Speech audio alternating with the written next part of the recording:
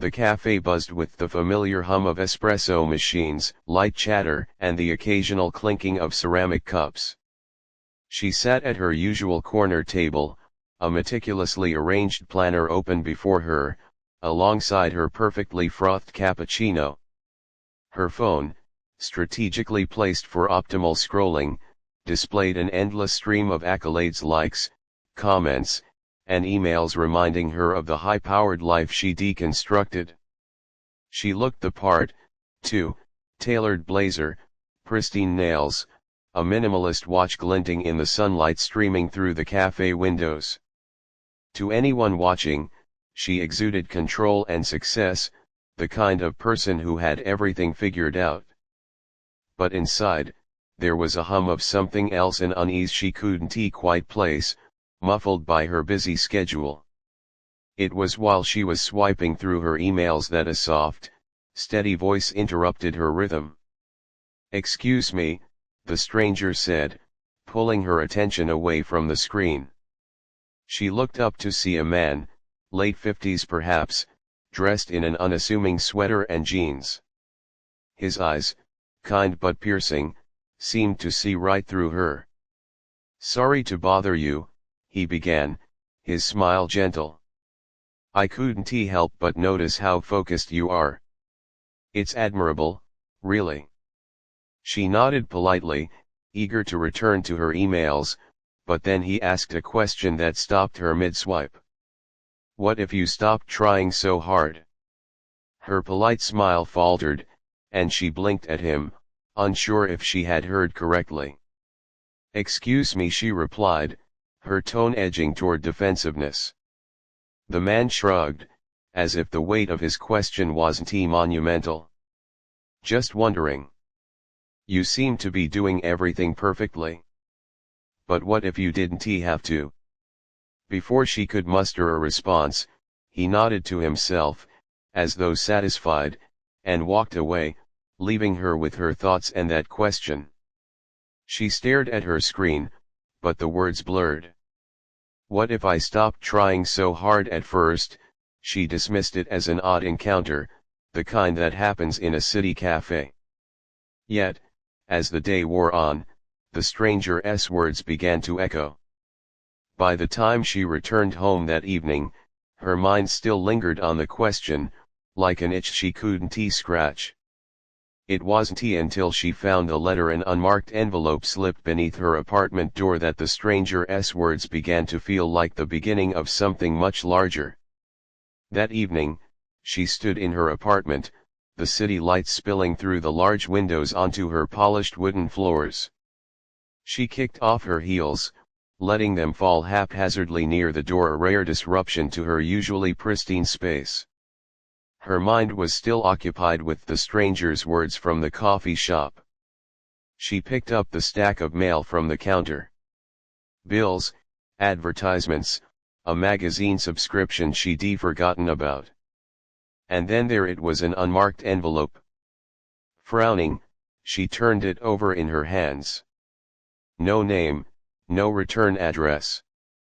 Just a plain white envelope, its weight lighter than she expected. Something about it felt oddly personal, almost invasive. Curiosity won out. She tore it open, pulling out a single sheet of paper. The truth you seek isn't in what you do but in what you've forgotten. She read it again, slower this time, as though the words might change or reveal some hidden meaning. A chill ran through her despite the warmth of the room. Forgotten what the statement was absurd. Her life was meticulously catalogued: meetings, milestones, achievements. She prided herself on her memory, her ability to juggle it all. The handwriting was peculiar, precise, yet unfamiliar. There were no additional clues, no signature, nothing to indicate who might have sent it. She folded the letter and placed it on the counter, telling herself it was probably some elaborate prank. But later, as she brushed her teeth, the words resurfaced, whispering at the edge of her thoughts. The truth you seek isn't in what you do but in what you've forgotten. For the first time in years, she found herself replaying moments from her childhood, images flickering like an old film reel. A birthday party with mismatched balloons. A small hand clutching hers tightly, the vague scent of lavender. A sense of something missing, though she couldn't name it. By the time she crawled into bed, she was wide awake. The letter sat on her nightstand, its presence heavy despite its simplicity. She told herself it didn't mean anything, that the day's events were a series of coincidences. And yet, as she lay in the dark, staring at the ceiling, she couldn't shake the feeling that something had been set in motion. Something she couldn't stop, even if she wanted to. The following morning, she woke earlier than usual, her mind restless. The city outside her window was still half asleep, cloaked in the muted light of dawn. She brewed her coffee and sat at the edge of her bed, the letter from the previous night resting on her nightstand. Its cryptic words lingered, unsettling and persistent. She glanced toward the wall opposite her bed, a shrine to her accomplishments. Framed diplomas, plaques, and medals glimmered faintly in the early light. It was a curated timeline of success, each piece carefully placed to reflect her rise to perfection. Drawn to the display, she set down her coffee and walked over, her bare feet padding against the cool floor. As she reached for one of the trophies, a gold figure atop a marble base commemorating her first award in college, her fingers brushed against a layer of dust. She paused, then rubbed her fingers together, watching the gray powder scatter into the air. The realization hit her like a quiet storm. She couldn't remember the last time she had touched these symbols of her achievements. They had stood there, untouched and unnoticed, for years. One by one, she began picking up the trophies and plaques, her movements slow and deliberate. Each item was heavier than she remembered, the weight of their significance somehow dimmed. She noticed scratches on the bases, tarnished edges, and the faint smudges of time. Her mind churned as she looked at them. The countless hours spent striving for these accolades, the late nights, the sacrifices, all for what? A fleeting applause, a title on a certificate. She had built her life around these moments, yet now they felt hollow. Her phone buzzed on the counter, breaking her reverie. She glanced at the screen, another email, another meeting, another task demanding her attention. For once, she didn't reach for it. Instead, she sat cross-legged on the floor, surrounded by the relics of her relentless pursuit. The silence in the room was deafening. In the stillness, a memory floated to the surface, her mother's voice on the other end of a phone call years ago, saying, "You don't have to prove anything to anyone, darling." At the time, she had dismissed it, too focused on her next milestone to listen. But now, as she stared at the dust-covered trophies, her mother's words felt like an echo of the stranger's question, what if you stopped trying so hard for the first time? The perfect structure of her life, a house of cards she had so carefully constructed, seemed precariously fragile. One breath, one shift, and it might all collapse. A week passed before the second letter arrived. She found it tucked inside her mailbox, its plain white envelope as unassuming as the first. Her pulse quickened as she tore it open, her hands trembling despite herself. This time, the message was clearer, yet somehow more unnerving. You weren't the first to feel this way. Look closer. Look closer, she frowned, scanning the brief note for more clues, but it offered nothing else. Back in her apartment, she placed the letter on the counter next to the first, their presence now undeniable. She wasn't imagining this. Someone knew her in ways she couldn't explain. She stood in the middle of her living room, trying to make sense of it. Her eyes wandered, and then they landed on the bookshelf against the far wall, where a single family photo sat in an ornate silver frame. It was an old picture, taken decades ago. She crossed the room and picked it up, staring at the faces frozen in time. There she was as a child, her hands clasped tightly around a doll, her expression carefully neutral. Her parents stood behind her, smiling stiffly, their postures rigid and formal. Her father's hand rested on her shoulder, protective yet distant. Her mother, though smiling, looked distracted, her gaze slightly averted from the camera. She turned the frame over in her hands, and that S when she saw it, faint writing on the back, in her mother's familiar cursive. Some truths are too heavy to carry. Her breath caught. She read the words again, her heart pounding. The handwriting was unmistakable, yet she had never noticed it before.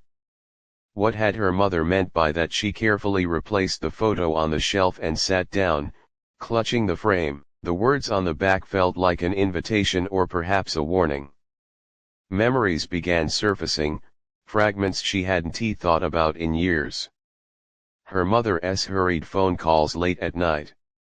The whispered arguments behind closed doors. A birthday when her father didn't show up, his absence explained away with a vague excuse. She thought about her own life, the perfection she had fought so hard to achieve. Was this drive something she had chosen, or was it something passed down, a weight she unknowingly inherited? She felt a knot in her stomach as she realized that her family, too, had lived behind a carefully curated facade.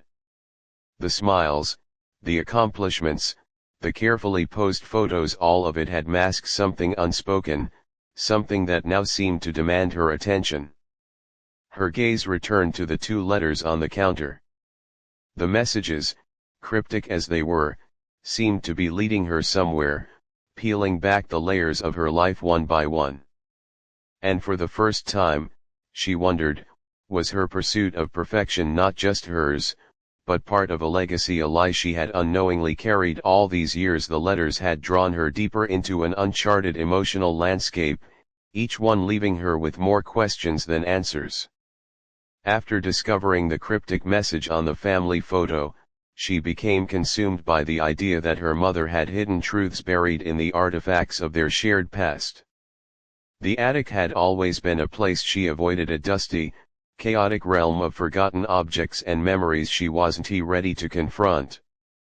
But now, standing at the base of the creaky pull-down ladder, she felt an unfamiliar pull. She climbed cautiously, her flashlight casting long shadows against the slanted ceiling.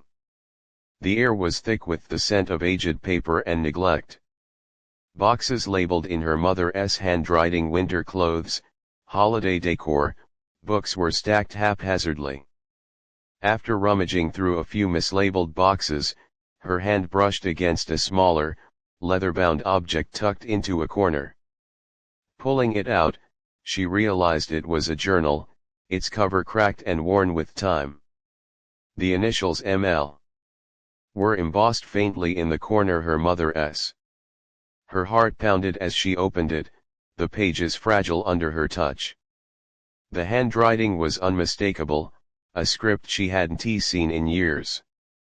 She flipped through entries detailing mundane events, shopping lists, appointments, fleeting thoughts, until one passage caught her eye.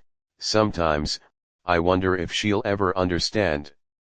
I don't know how to protect her from this weight, it's one I've carried my entire life. She read it again, slower this time, her breath catching on the words. Who was her mother trying to protect? What was this weight she referred to? As she continued flipping through the pages, more pieces began to surface. There were entries about her mother's insecurities, her struggles with never feeling enough, and a deep-seated fear of passing those same feelings onto her daughter. One entry in particular stopped her cold.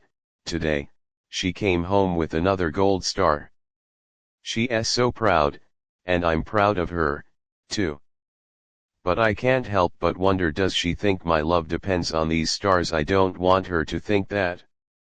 Tears blurred her vision as she traced the words with her fingers.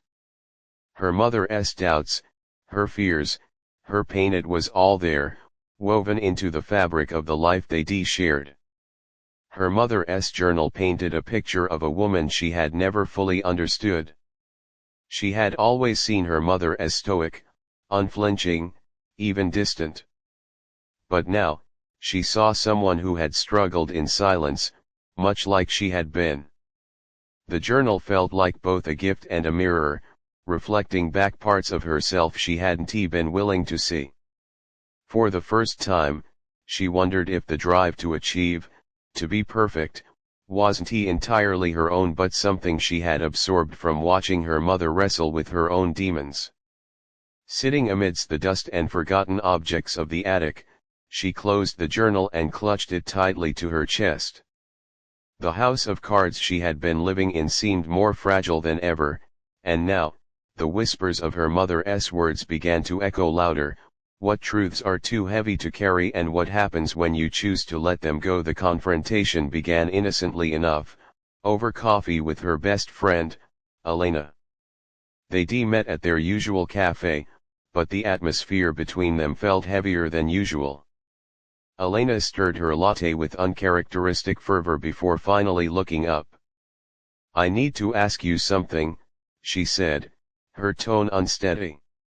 "Of course," the protagonist replied, sipping her drink, trying to mask her unease.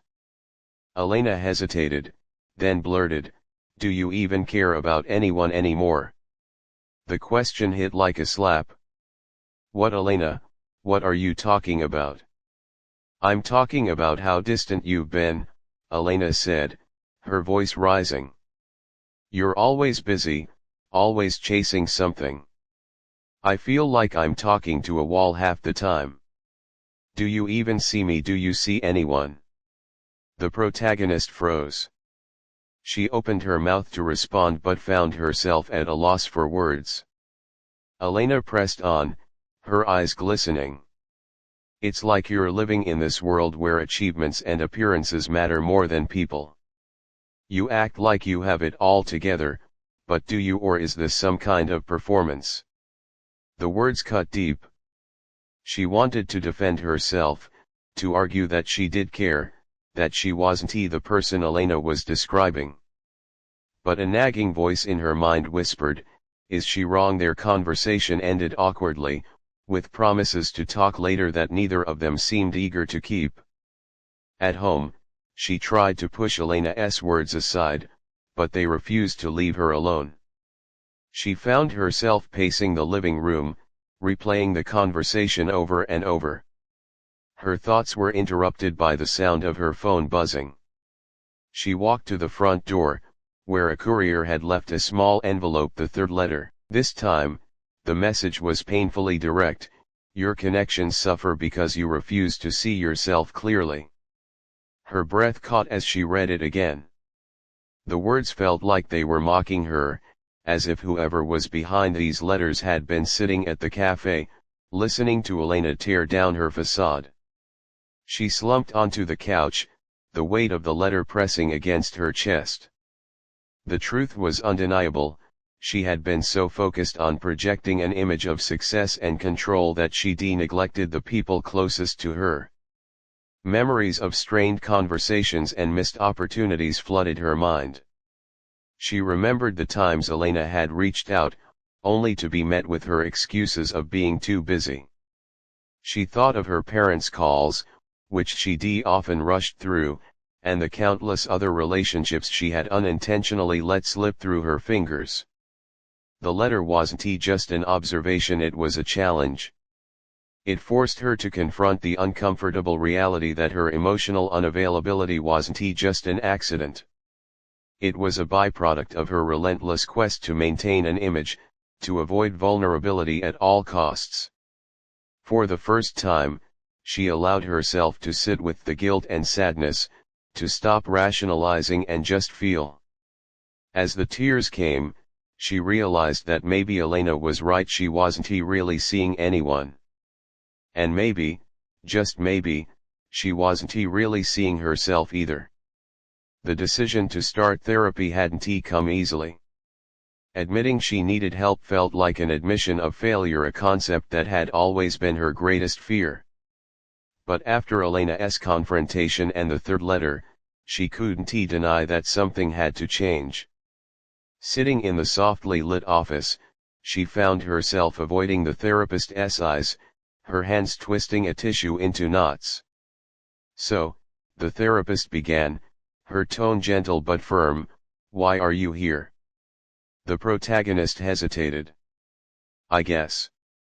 I feel like I'm losing control. Of everything. My relationships, my focus, myself." The therapist nodded. "And what do you think you're trying to control?" The question hung in the air, heavy and unanswered. Over the next few sessions, they began unraveling the threads of her life. They talked about her childhood, the pressure to excel, the constant striving for validation. Her memories of bringing home report cards filled with A's were tinged with pride but also anxiety. What if next time, she couldn't meet the same standard? Perfectionism, the therapist explained one day, is often rooted in fear. Fear of failure, fear of rejection, fear of not being enough. Do you think you've been chasing something out of fear? The words lingered long after the session ended. She found herself lying awake that night, staring at the ceiling, turning the question over and over in her mind. In her next session, she shared something she had never spoken aloud. "I think I've been trying to prove that I deserve to be here. That I'm worthy of the space I take up." The therapist leaned forward slightly. "To whom are you trying to prove that?" The question was simple, yet it unlocked something deep within her. Memories flooded her mind of her younger self, shy and uncertain, striving to be noticed, praised, loved.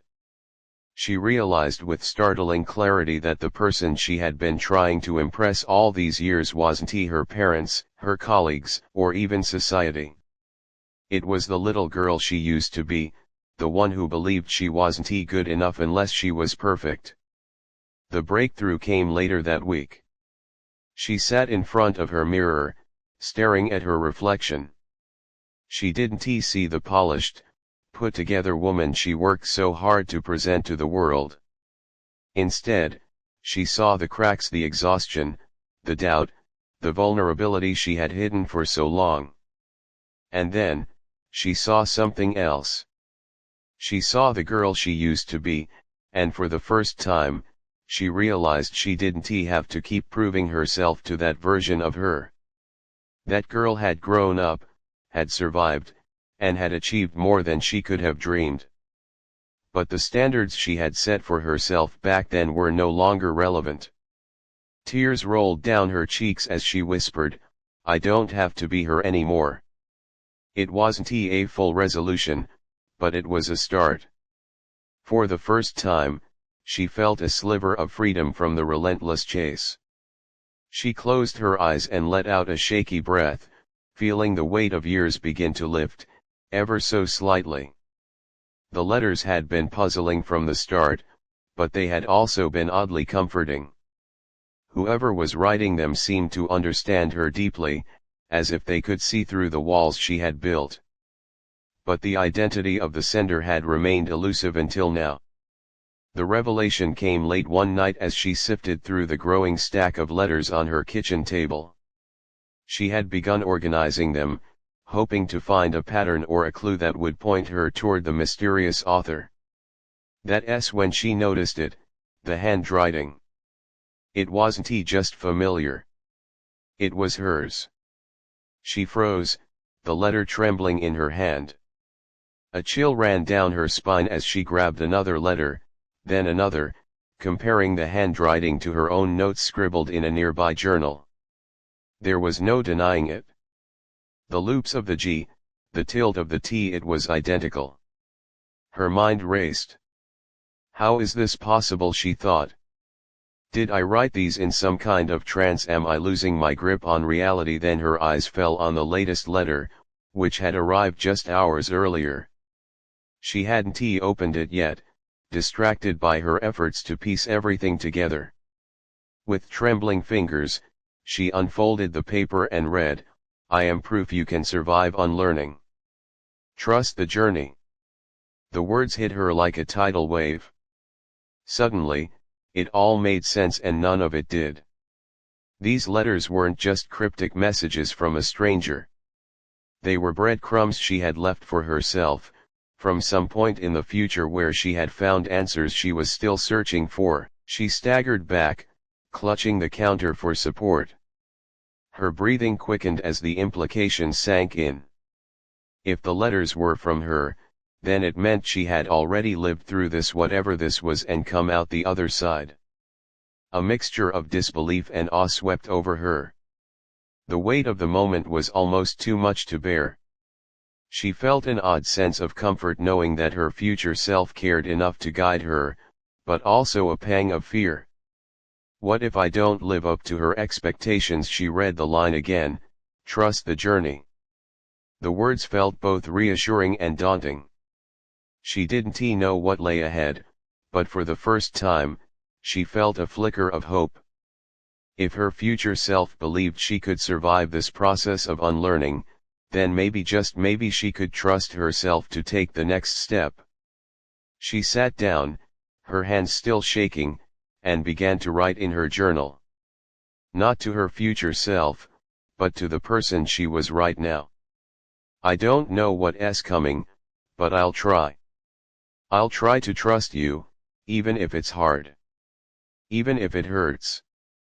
The act of writing felt like a bridge, a connection between the woman she was and the woman she hoped to become. And for the first time in a long time, she didn't feel completely alone. The decision had been building for weeks, but now it loomed like a shadow over her life, demanding an answer. Sitting in her office late at night, the protagonist stared at the glowing screen of her laptop. The spreadsheet before her was filled with numbers. She had once prided herself on mastering metrics that defined her worth in the corporate world. Bonuses earned, clients retained, promotions secured.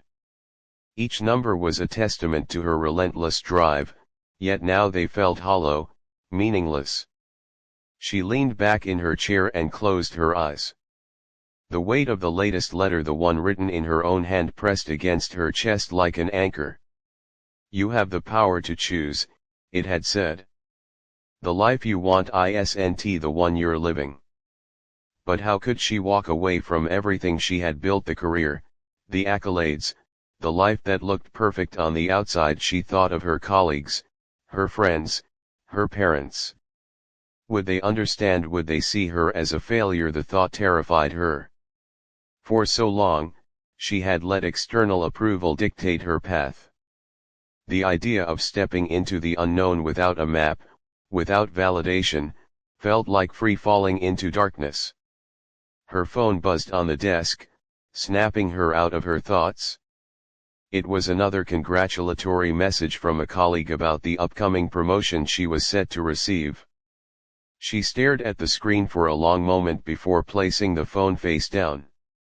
The promotion had once been her dream. Now it felt like a chain, tethering her to a life she no longer recognized as her own. She rose from her chair and walked to the mirror in the corner of the room. Her reflection stared back at her, polished and composed. The tailored blazer, the flawless makeup, the confident posture, it was all part of the mask she had worn for years. But beneath the surface, cracks were forming. "I can't keep doing this," she whispered to herself. Her mind flashed to the little girl she had envisioned during therapy, the one she had spent her entire life trying to impress. She imagined telling that girl, "You don't have to prove anything anymore. You're already enough." The words sent a shiver down her spine. She realized then that the decision wasn't about her career, her relationships, or even the expectations of others. It was about her. About choosing to stop running from herself and start embracing the person she was meant to be. Her hands trembled as she reached for the resignation letter she had drafted weeks ago but never sent. She read it over one last time, her heart pounding in her chest. With a deep breath, she pressed print. The sound of the printer filled the quiet room, each whir and click driving home the gravity of her choice. She wasn't entirely sure what would come next. But as she held the letter in her hands, she felt something she hadn't experienced in years: freedom. It wasn't the freedom of having all the answers. It was the freedom of letting go of the need to have them at all. The morning was quieter than she expected. No emails clamoring for her attention, no calls to return, no notifications pinging her phone. It was as if the world had paused, holding its breath for what she was about to do. She sat cross-legged on the living room floor, surrounded by the physical remnants of her old life. There were the certificates she had framed so carefully, the vision boards filled with neatly clipped images of luxury and success, and the journal where she had meticulously tracked every goal. Each item once represented hope, but now they felt like chains. At the center of it all was her phone, its screen blank and unlit. The letters had led her here to this moment. She could feel it. She picked up the last one, her future self's final words etched into her memory: "You are proof that letting go isn't failure. It's freedom. Trust yourself." Her fingers brushed the edges of the paper as she whispered the words aloud, anchoring herself in their message. The first thing to go was her list of goals. She held it in her hands for a moment, reading the bolded, numbered items she had crafted with such precision: earn 6 figures. Buy a house. Publish a book. One by one, she read them aloud, her voice soft but resolute. Then, she struck a match and watched as the flames consumed the paper, the edges curling and blackening until it crumbled to ash in the ceramic bowl she had prepared. She moved next to her social media accounts. Logging in felt surreal, like visiting a ghost town of memories that weren't entirely hers. Carefully curated photos of smiling vacations, perfectly angled selfies, and milestones that seemed important at the time stared back at her. Her hand hovered over the delete account button for a moment. She thought of the followers who had praised her, the dopamine rush of likes and comments. But then she thought of the emptiness that followed every post, the way it never truly filled the void. With one deep breath, she clicked. The screen prompted her to confirm, as if asking, "Are you sure?" "Yes," she whispered. And just like that, the accounts were gone.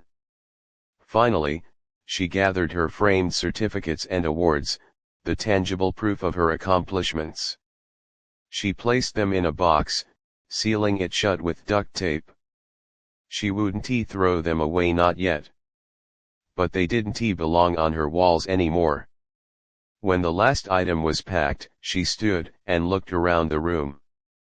It felt lighter, freer, as if the air itself had shifted.